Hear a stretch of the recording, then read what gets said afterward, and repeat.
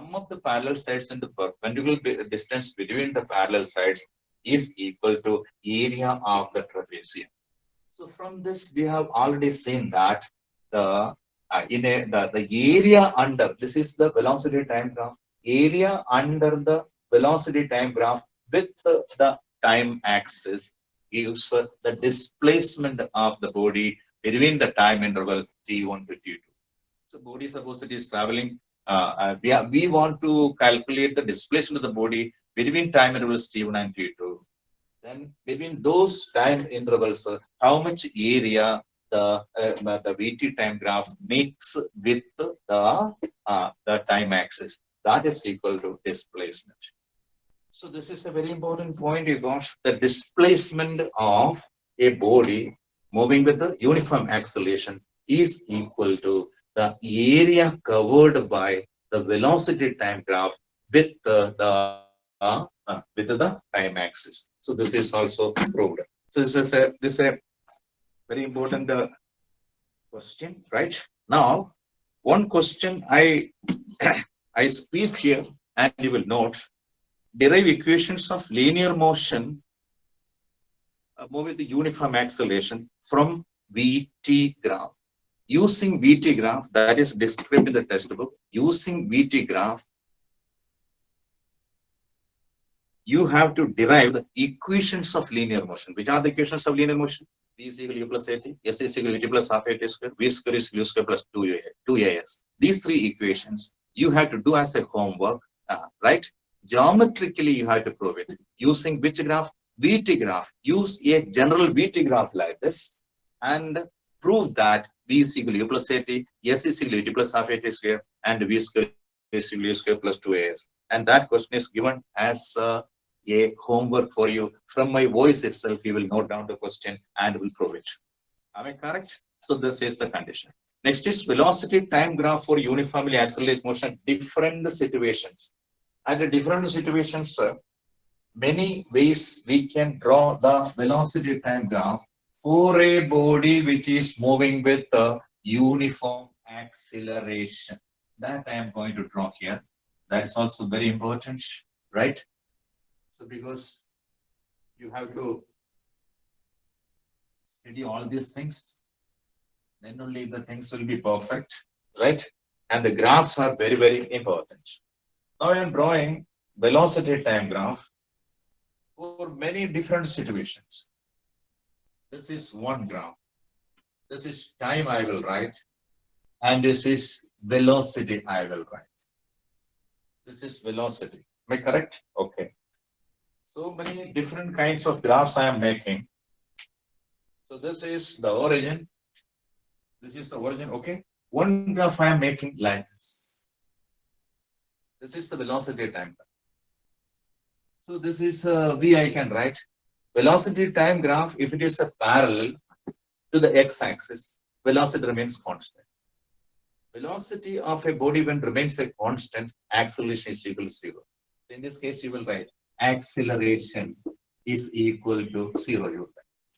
When the velocity time graph is parallel to the time axis, it means, and suppose this is t1 time.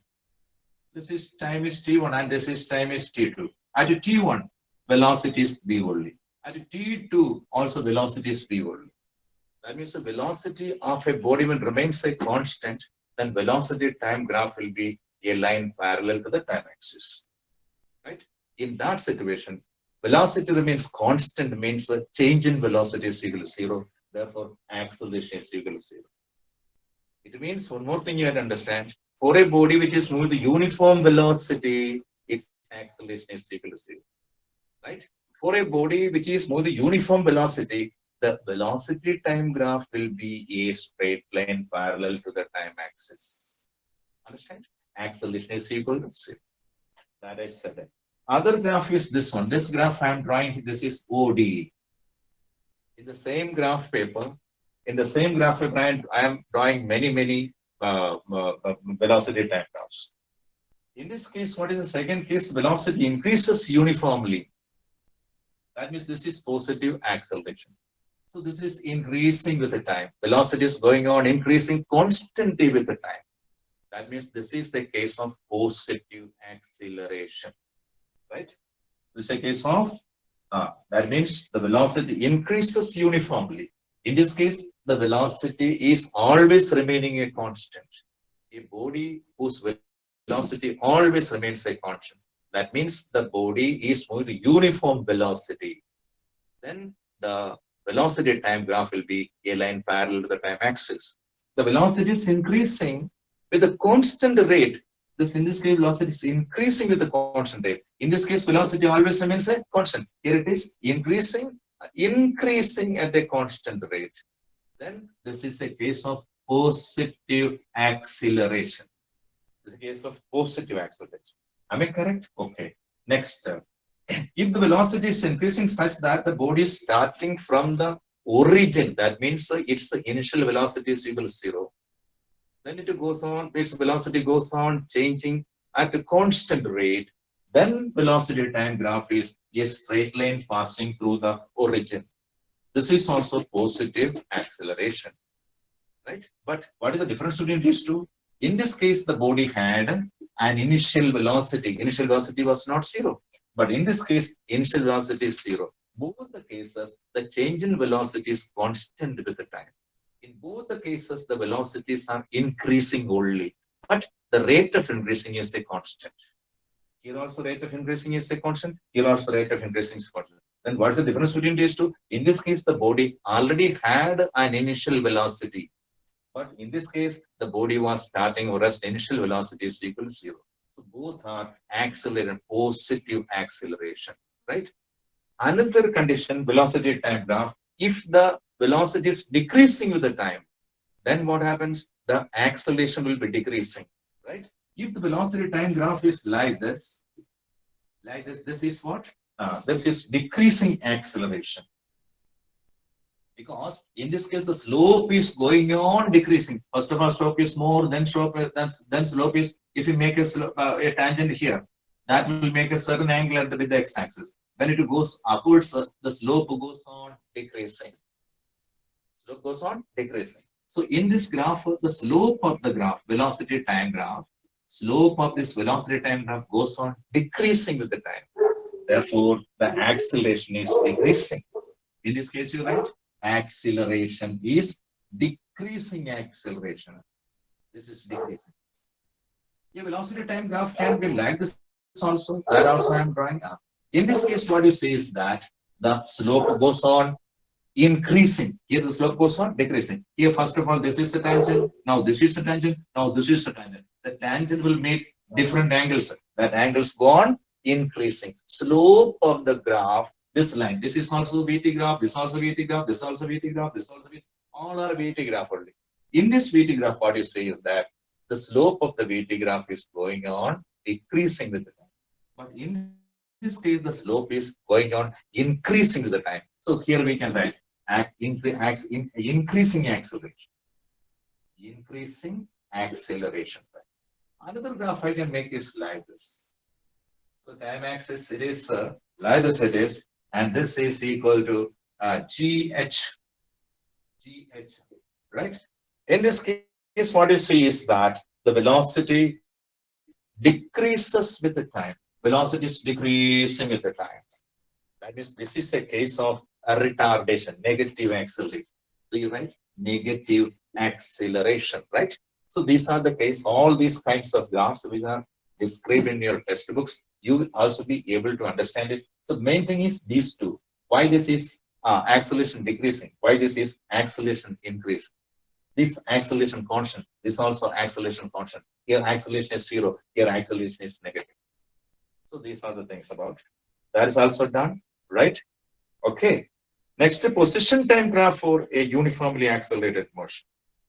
Position time graph of a body which is moving the uniform accelerated motion. All these things you will note down in your book and you'll try to understand the matter there. Right? Position time graph means displacement time graph. Position time graph is also called as displacement time graph. What is the relation for displacement and time in uniform accelerated motion? That is S is equal to ut plus half at square. So in uniform accelerated motion, the relation between displacement and time, displacement and time is S is equal to ut plus half at square. The displacement actually varies with the time. So this equation, when you crucially see, very carefully you look at, mathematics students will understand it more clearly. This is just like equation of a parabola. Just like equation of a parabola. What is equation of a parabola? Y is equal to ax plus bx square. Y is equal to ax plus bx square. So this equation and this equation both are same. In place of a, u is a constant. B is also a constant. Half a is a constant. So y is equal to ax plus bx square is the equation of a parabola. Therefore, S is equal to ut plus f S is equal to ut plus half at square is matching with the equation of a parabola. So if you draw a line, if you draw a graph using this equation S is equal to ut plus half at square, then that graph also will be a parabola, right? That I am going to do now. So this is position. This is position time graph is also called as displacement time graph, right? This is position and this is time, right? For the equation S is equal to ut plus half at square, if a graph is made, that graph will be like this. This is x0. That means at any instant, t is equal to 0. The position of the body was x0 from the origin. Now it is going on increasing with the time, right? Okay. Why this is a parabola S is equal to ut plus half at? Because S is equal to ut plus half at square itself is matching with the equation of a parabola. What is this? This is the